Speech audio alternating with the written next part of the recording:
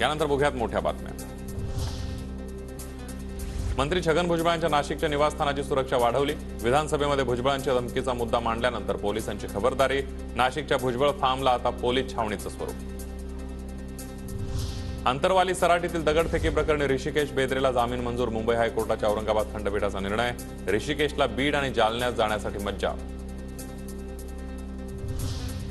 PhD वरील माझ्या वक्तव्याचा विपर्यास, माझ्याकडून आधीच दिलगिरी व्यक्त। अजित पवारांकडून पुन्हा एकदा स्पष्टीकरण। बोलत असताना मी त्यामध्ये फार कुठं दिवा लावणार आहेत असा काहीतरी माझ्या तोंडातून शब्द गेला, तर त्याचा खूप मोठा गाजावाजा करण्यात आला। त्याच्याबद्दल मी दिलगिरी व्यक्त केलेली आहे। संसदेत घडलेल्या प्रकाराचं समर्थन नाही। संसदेमध्ये घुसण्याचा तरुणांचा मार्ग चुकीचा, पण देशातली तरुणाई वैफल्यग्रस्त। बेरोजगारीमुळे तरुणांवर टोकाचं पाऊल उचलण्याची वेळ। संजय राऊतांची केंद्र सरकारवर टीका। संसद माझ्या दृष्टीनं अधिक असुरक्षित आहे। मी त्या संसदेत जातोय। आज ज्या तरुणांना पकडलेलं आहे त्यांचा मार्ग चुकला, पण हे मुलं बेरोजगार आहे। शेवटी वैफल्यग्रस्त होऊन हा तरुण या मार्गाला जर निघाला असेल। संसदेबाहेर अटक झालेली तरुणी पीएचडीची विद्यार्थिनी, तिचा मार्ग चुकला। तिने अजित पवारांकडून मार्गदर्शन घ्यायला हवं होतं। अजित पवारांच्या पीएचडीवरच्या वक्तव्यावर संजय राऊतांचा टोला।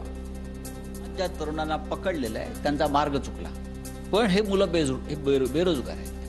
त्यांना पकडे तळायची कुठे व्यवस्था मोदींनी ठेवलेली नाही, या सरकारने ठेवलेली नाही। त्यातली एक मुलगी जवळजवळ पीएचडी करते, त्यामुळे अजित पवारांनी तिला काय मार्गदर्शन केलं पाहिजे। मी कोणत्या सोम्या गोम्याला उत्तर द्यायला बांधील नाही। अजित पवारांचा राऊतांवर पलटवार।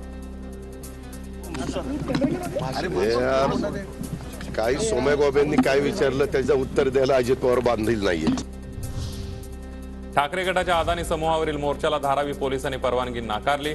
मुंबई पोलीस आयुक्तांकडे अर्ज करा। धारावी पोलिसांकडून ठाकरे गटाच्या स्थानिक नेत्यांना सूचना। धारावी मोर्चाबाबत तयारी पूर्ण, निवडणुका घ्यायला सरकार घाबरते। आदित्य ठाकरेंची टीका। लोकशाही वाचवण्यासाठी आमचे प्रयत्न। ठाकरे गट मोर्चावर ठाम। दिशा सालियान प्रकरणाचा एसआयटी पथकाकडून तपास सुरू। प्रकरणाची संबंधित जुनी कागदपत्र तपासल्यानंतर सीसीटीव्ही आणि प्रत्यक्षदर्शींचा जबाब नोंदवणार।